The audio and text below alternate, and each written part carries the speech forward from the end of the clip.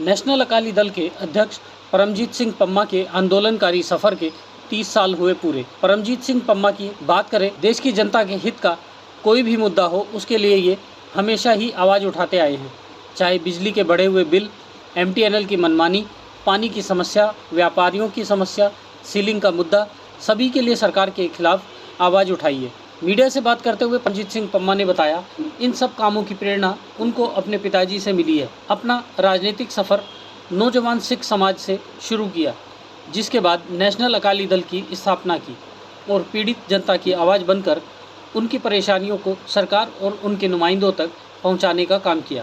पम्मा जी, 30 साल का सफर आपका रहा, संघर्ष के साथ रहा और उसका कुछ पब्लिक को फायदा भी उठा। कैसा रहा और किस तरह से आपको जो जानकारी हमें मिल रही है, एक डॉक्यूमेंट्री आप पर तैयार की जा रही है? देखो, डॉक्यूमेंट्री तो मेरे पे पहले भी कुछ बन चुकी हैं जो काफी अच्छे चैनलों ने बना चुके हैं। अब मेरे पे कुछ गाने जो बनाए गए हैं वो रिलीज होने वाले हैं। सबसे बड़ी बात है कि मेरे जो 30 वर्ष का सबसे बड़ा समय रहा है वो संघर्ष भरा रहा है।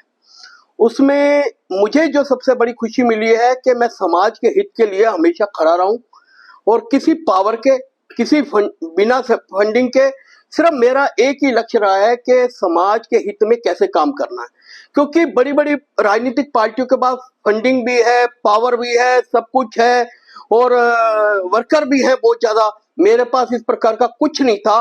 मगर मेरी शुरुआत जब हुई तो मेरे फादर होते थे जत्थेदार त्रिलोचन सिंह जी, तो वो मुझे साथ लेके जाते थे कभी कभार प्रदर्शनों में। मुझे इतना वो है नहीं था कि भाई इन चीजों का के, क्योंकि मैं एक तरह से कभी घूमने फिरने, अपना गुरुद्वारे चले जाना, कभी धार्मिक स्थलों पे चले जाना।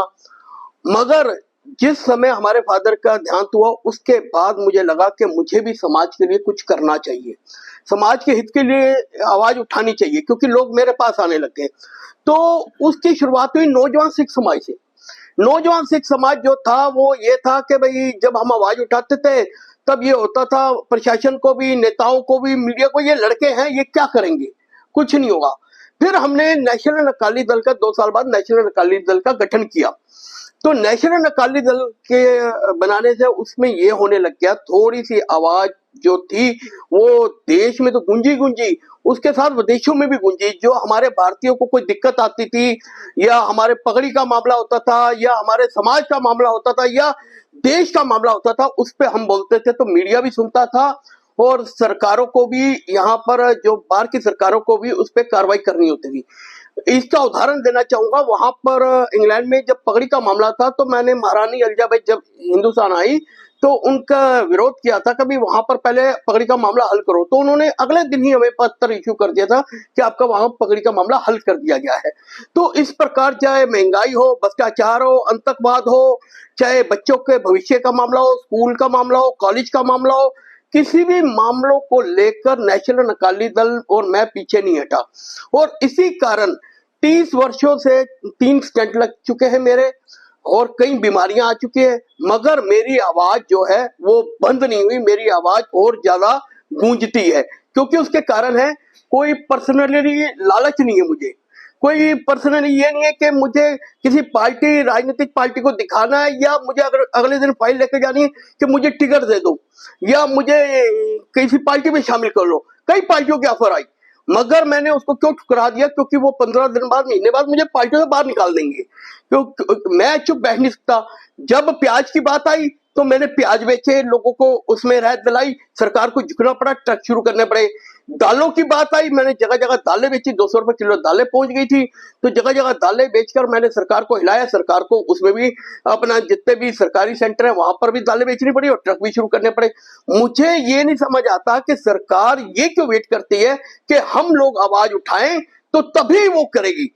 सरकार को चाहिए, आज देखिए 100% की लिस्ट की बात आई थी जब कॉलेजों की, तो नेशनल अकाली दल ही था सबसे पहले बच्चों के लिए खड़ा हुआ था।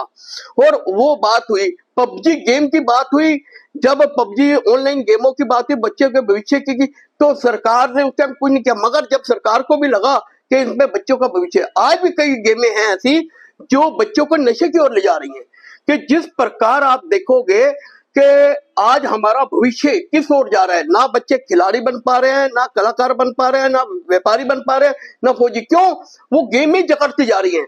अगर हमें उन चीजों को रोकना है तो सरकार को सख्त कदम उठाने पड़ेंगे। आप देखिए, चाइना का हम मुकाबला कहते हैं, मगर चाइना ने कई सख्त कदम उठाए हुए हैं वहां की जो तरक्की के लिए, वही हमारे भारत को उठाने पड़ेंगे। इन जो विदेशी ताकतों की साजिश है कि हमारे बच्चे ना तो पत्रकार बन पाए, ना कलाकार बन पाए, ना किसी प्रकार हो, ये एक मोबाइल में ही अड़े रह जाए। तो ये मुद्दों को लेकर नेशनल अकादमी। और मुझे एक सवाल है, आप पर काफी समय से कुछ बात सामने रहती है, आपको जो जोश आता है, गुस्सा, जिसमें कई बार अवार्ड से सम्मान भी किया, आखिर वो राज क्या है जो आपको एकदम बातों बातों में गुस्सा आ जाता है, पसीने छूट जाते हैं? आपको मैं बहुत अच्छी बात बताऊं, भगत सिंह थे ना, भगत सिंह जी ने असेंबली में बम फोड़ा था। वो किसी को मारने के लिए नहीं फोड़ा था, वो अपनी आवाज पूरी दुनिया को सुनाने के लिए फोड़ा था। मैं बम फोड़ता हूं अपने मुंह से। वो जो प्रदर्शन धरना होता है, मेरा कोई दिखावा नहीं होता, मेरा एक असली जोश होता है। मुझे ये लगता है, अगर किसी बच्चे के लिए मैं आवाज उठा रहा हूं, किसी समाज के लिए उठा रहा हूं, अगर मेरे साथ ये हो तो मैं उस समय क्या करूंगा, वो मैं अपने ऊपर लेता हूं। और वो जो आवाज है, अगले दिन में मीडिया के जरिए पूरी दुनिया को पता लग जाती है यहां पर ये गलत हो रहा है। तो उस कारण ही, जबकि आप ये देखिए, मुझे 3 स्टैंड, मैंने पहले भी बताया, 3 स्टैंड लगे हैं। कई डॉक्टरों ने मना किया कि आप ज्यादा चीखेंगे चलाएंगे, पर मेरे से नहीं रुका जाता, क्योंकि मैंने जो प्रदर्शन करना है कि एक इस प्रकार का करना है कि समाज को और देश को ये इकट्ठा करके सरकार और प्रशासन तक वो आवाज पहुंचानी है। वो आवाज तभी पहुंचेगी अगर मैं प्रदर्शन करूंगा एक हंसते हुए या किसी, वो तो मजाक लगेगा, वो तो ये लगेगा ये तो यहाँ पर तमाशबीन करने आ गए। नहीं, उस समय मेरा आक्रोश जो होता है, मुझे भी नहीं पता लगता ये आक्रोश इतना कहां से आ गया, क्योंकि उसके बाद मेरी कई बार तबीयत भी खराब हुई, कई बार हॉस्पिटल में भी मेरा, मगर फिर अगले 15 दिन में फिर से तैयार हो जाता हूं, क्योंकि ये कोई शक्ति है जो मेरे से इस प्रकार का कार्य करा रही है, मेरे में हिम्मत नहीं है। परमजीत पम्मा जी की अगर बात करें, जिस तरह जनता के लिए आवाज उठाते, संघर्ष करते हैं, कितना सुकून मिलता है और देशवासियों को क्या संदेश आप देना चाहते हैं? देखो, सबसे बड़ा बात है, सुकून मुझे बहुत ज्यादा मिलता है। ये तो मुझे लगता है जैसे हम किसी धर्म स्थल पे या समाज के लिए जो सेवा करने का भाव है, वो लगता है कि हम गुरुद्वारे, मंदिर, मस्जिद, जो भी धार्मिक स्थल है, सेवा करते हैं।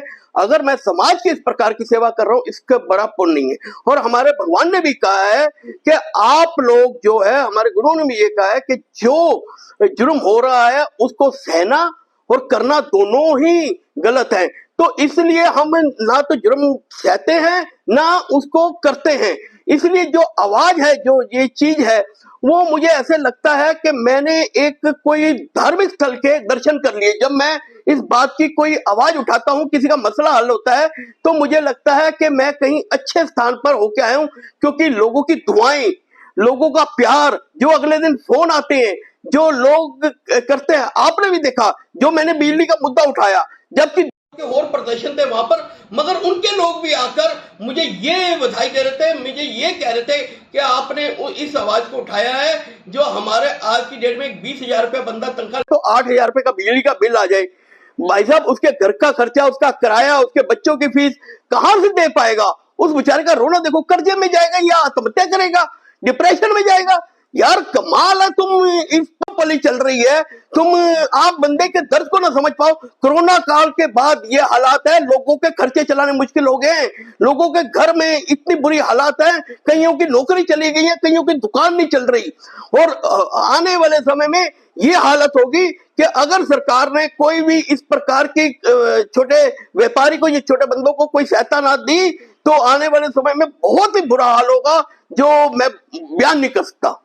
पम्मा जी, एक खास तौर से जो आज की जनरेशन का यूथ है, वो स्टंट, जो ज्यादातर बाइक स्टंट वगैरह वो करते हैं, उस पर कई लोगों ने, कई बच्चों ने जान गंवाई है, उसको लेकर आप क्या संदेश देना चाहेंगे?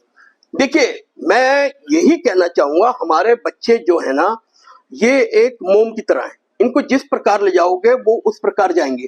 आज ये जो ऑनलाइन गेमें हैं या कुछ आप देख रहे हो, अश्लीलता वीडियो, आप कोई वीडियो चलाते हो, देखते हो, चाहे किसी में भी, तो उसमें कोई ऐड आ जाता है बीच में, वो बच्चों को एक तरह से गलत राह के लिए। अच्छा, उसमें कुछ ऐसे स्टंटबाजी कई चीजें दिखाई जाती है, वो बच्चों को लगता है हम भी करें, मगर ये सरकार की सोच और परिवार की जिम्मेवारी है कि वे बच्चों का ख्याल रखें। मैं कहता हूँ बच्चों को पार्कों में भेजो। याद होगा हम लोग पार्कों में जाते थे, वहां पर गुल्ली डंडा भी खेलते थे, क्रिकेट भी खेलते थे, कंचे भी खेलते थे, और भी कई गेम, खो खो भी खेलते थे, हर चीज गेम खेलते, फुटबॉल भी खेलते थे, बैडमिंटन भी खेलते थे, और लड़ते भी थे आपस में। तो और फिर दूसरा क्या होता था, जब लड़ते भी थे सब कुछ होता था, पड़ोस होता था, किसी को हम चाची कहते थे, किसी को ताई कहते थे, किसी को मामी कहते थे, किसी के घर में खाना खा रहे, किसी के घर में शाम में को बैठे, कोई पता नहीं है, परिवार को भी चिंता नहीं होती कि हमारा बच्चा सेफ है। आज तो 2 मिनट के नहीं पता लगता किसका बच्चा कहां पर है, क्या कर रहा है, क्योंकि हमने समाज को अपने से अलग करते जा रहे हैं। अब हम मकानों में नहीं रह गए, हम घरों में नहीं रह गए, हम दीवारों में आ गए। हमारे परिवार में ही नहीं पता दूसरे कमरे में बच्चा क्या कर रहा है, हमें यही नहीं पता हमारा बच्चा किस राह पर जा रहा है, क्योंकि हम सोच रहे हैं वो अपना मोबाइल पे लगा हुआ है, चल भाई ठीक है, मुझे तंग नहीं कर रहा। मगर हमें बच्चों पर नजर रखनी पड़ेगी, ये हमारा भविष्य है। कल को आप देखते हैं ये स्टंटबाजी में कई बच्चों की जान चली जाती है, और उसके कारण कईयों की जान चली जाती है, खतरे में हो जाती है। मगर इस बात को हम नहीं रोक पाए, तो ये समझ लो हम अपने बच्चों को अपने आप ही मौत में धकेल रहे हैं, इसके ऊपर तो कुछ हो नहीं सकता। एंग्री यंग मैन के नाम से जाने जाने वाले पम्मा जी ने पब्लिक के हित के लिए महंगाई के समय में प्याज, टमाटर, दालें तक बेचकर सरकार को हिला दिया। वहीं पम्मा जी ने बताया, कई चैनल मेरे ऊपर डॉक्यूमेंट्री बना रहे हैं और जल्द ही मेरे ऊपर बनाए गए सॉन्ग्स भी रिलीज होने वाले हैं। ब्यूरो रिपोर्ट, राष्ट्र सर्च न्यूज़ दिल्ली, देश की आवाज़। ऐसे ही अपने क्षेत्र व अपने आसपास की खबरों, देश दुनिया की ताज़ा तरीन सभी खबरों को देखने के लिए देखते रहिए राष्ट्र सर्च न्यूज़ चैनल। खबरों की लेटेस्ट अपडेट पाने के लिए हमारे चैनल को लाइक व सब्सक्राइब करना ना भूलें, और कमेंट के द्वारा खबर के प्रति अपनी राय जरूर दें।